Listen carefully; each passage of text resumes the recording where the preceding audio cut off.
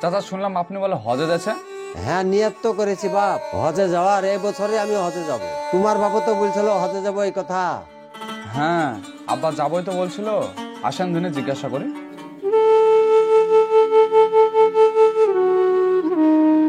আব্বা তুমি হজে যাবা নাকি? হ্যাঁ, ছোট থেকে তো আমি নিয়ত করে আছি যে আমি একবার হজে যাব। হজে যাওয়ার জন্য আমি কষ্ট করে টাকাও গুছিয়েছি। হজে যেতে হবে না, হজে গেলে এখন 1 লাখ টাকা খরচা হবে। কি দরকার হজ করে এত টাকা খরচা করার? টাকাগুলো যদি বাড়তে থাকে তাও তো কোনো কাজে লাগাতে পারবা, তা না হজে ফালতু খরচা করবা। বাড়িতে আছো 5 ওয়াক্ত নামাজ পড়ো, হজের চেয়েও বেশি নাকি হবে, তা না হজ করতে যাবে। এই খোকা, তুই ইসলাম ধর্মের কি বুঝিস? ইসলাম ধর্মের হচ্ছে 5টা স্তম্ভ, তার মধ্যে হজ করা হচ্ছে ফরজ। যার সমর্থ আছে তাকে হজ করতেই হবে, তা না হলে ধর্ম ঠিক মতো হবে না। তবে টাকাগুলো সব খরচা করতে হবে না। এই চুপ কর, বুঝিস না সুঝিস না, উল্টাপাল্টা কথা বলছিস কেন? আব্বা তাহলে তুমি এক কাজ করো, ওই আমাকে তোমার Aadhaar card, voter card, PAN card আর তোমার 12টা পাসপোর্ট সাইজের ফটো দিও। হ্যাঁ, বৈকাল বেলা আমি আর চাচা গে ওই ভিসাটা লাগিয়ে আসবো। ঠিক আছে, আমি বিকালবেলা সব কিছু গুছিয়ে রাখবো। ভাই আমার বেটাকে দিয়ে গে সব ঠিকঠাক করে দিয়ে। আচ্ছা, ঠিকঠাক করে দেবো। আসেন চাচা। বাড়ি গেলে আসো। চলো আমি আসছি।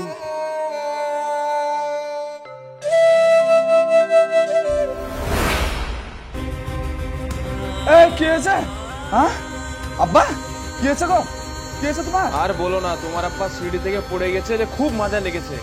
আরে তোমাকে আমি কতবার বলেছি যে এই বয়সে কাজকর্ম করতে হবে না। 2 দিন পর হজে যাবা, কি অবস্থা করে থাকলে বলো তো? এই তুই ডাক্তার কেটে গেলে, আমি আব্বা খেলে বাড়ি যাচ্ছি। ঠিক আছে, তুমি বাড়ি যাও, ডাক্তার আসছি বাড়িতে। তুলো চলো।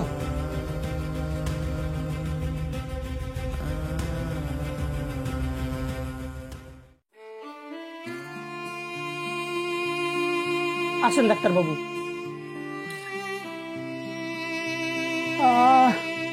আমি আর বাঁচবো না, আমার হজ করার হলো না।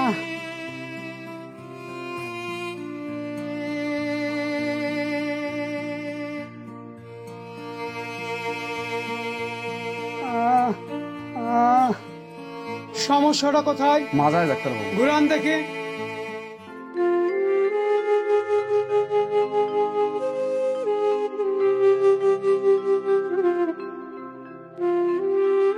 ব্যথা লাগছে? হ্যাঁ অনেক ব্যথা করছে তাই না? হ্যাঁ, অনেক ব্যথা করছে। মাজাই তো কঠিন ভাবে ইনজোর হয়েছে। শুনুন, আপনার আব্বার 4 মাস বেড রেস্ট হবে, আর এখন আমি একটা মাজার বেল দিচ্ছি, সেটা পরাবেন, আর প্রেসক্রিপশন করে দিচ্ছি, ওষুধগুলো নিয়ে এসে নিয়মিত খাওয়াবেন, ঠিক আছে? ঠিক আছে ডাক্তার বাবু। দেখি আব্বা, ঘুরো।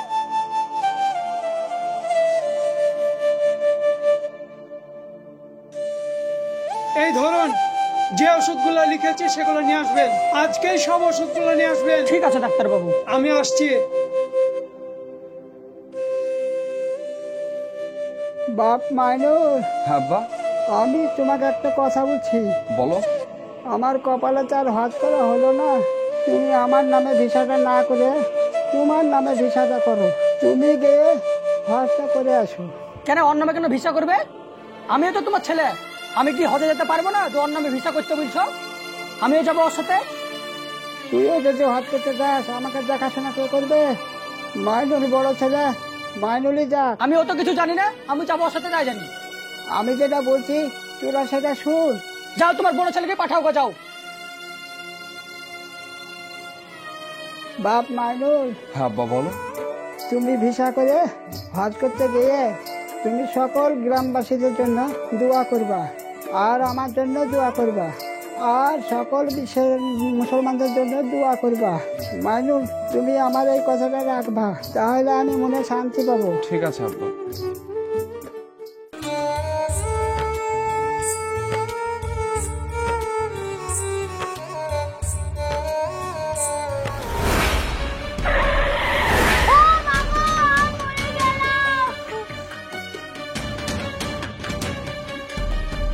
এই পানি লে তাড়াতাড়ি। আরে বুড়ি কিছু হয়নি, কিছু হয়নি, একটু দাঁড়াও। আরে তাড়াতাড়ি পানিটা নিয়ে না, কিছু হয়নি বুড়ি, একটু থামো, একটু থামো। পানি দে, পানি দে। একটু সহ্য করো বুড়ি, কিছু হয়নি। তোমার নাম কি বুড়ি? আমার নাম নিয়ে কোথায় কোথায় তোমার বাড়ি? আমার বাড়ি ঘর নাই, আমি এতিম। তো কোথায় থাকো? মাদ্রাসায়, এতিম মাদ্রাসায় পড়াশোনা করি। এইভাবে বসে থেকে লাভ নাই, হসপিটালে নিয়ে চলো। ধর ধর আমাগো, আমাগো।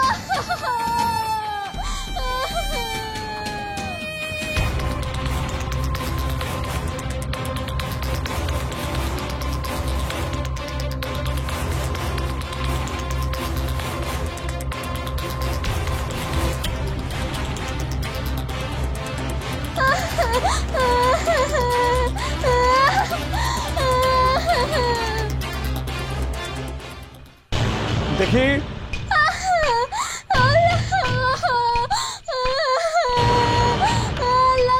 একটু চুপ করো, থামো, চুপ করে শুয়ে থাকো।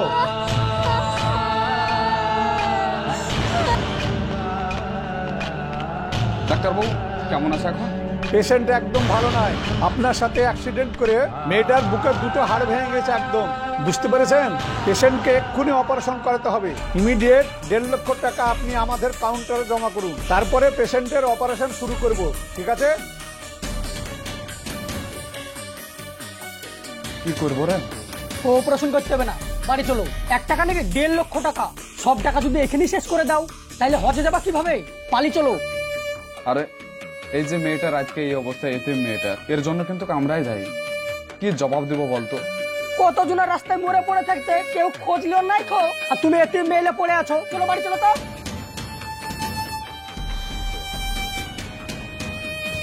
ঠিক আছে তুই দাঁড়া, আমি দেখছি।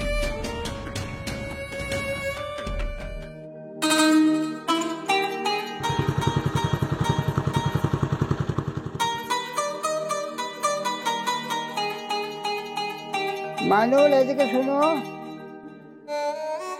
কাগজপত্র সব জমা দেওয়া হয়ে গেছে? আব্বা মনে হয় না যে আমাদের কপালে হজ আছে। কেন, কি হয়েছে? এই দেখো রাস্তায় যাওয়ার সময় একটা এতিম মেয়ের সঙ্গে অ্যাক্সিডেন্ট হলো। মেয়েটার দুটো হাড়ের বাতি ভেঙে গেছে। তো মেয়েটাকে নার্সিং হোমে ভর্তি করে আসলাম। অপারেশন করতে প্রায় 1 লাখ টাকা খরচ হবে। তো ওখানটায় তো অনেক টাকা চলে যাবে, আর মাত্র কিছু টাকা আছে, ওই টাকায় হজ করা হবে। যেটা হয়েছে খুব ভালো হয়েছে বাপ।